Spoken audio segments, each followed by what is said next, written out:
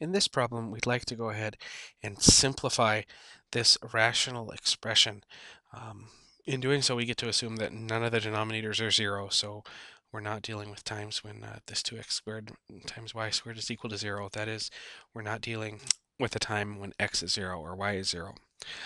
So with that formality done, let's just go ahead and simplify this. We could use, properties of exponents to simplify this quite readily. I know that 5 over 2 is still 5 over 2. I have an x in the numerator to a first power, and I have an x in the denominator to a second power, so that gives me a x to the 1 minus 2.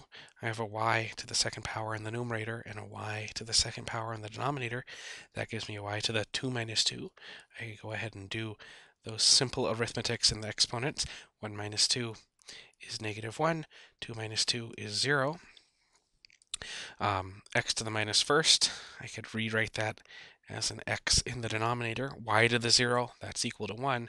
So here's a simplified version of that expression, 5 over 2x. Another way that we could have approached this problem is we could have done this via canceling idea. I know that I can cancel something in the numerator with something in the denominator if that factor appears in both places. Here I have a factor, let me pull out a different color. I have a factor of y squared in the numerator and a factor of y squared in the denominator, so I can cancel that.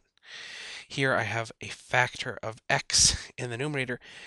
Here's an x squared, that's x times x, so there's two factors of x in the denominator. I can cancel one of those, leaves me with the power of 1, with the 1 up here, right? And then again, I have 5 in the numerator left over, and I have a 2, and then I have one of these x's left, x to the first power, in the denominator. So that's another way that we can get to 5 over 2x, whichever way you prefer, either canceling or just playing with our rules of exponents.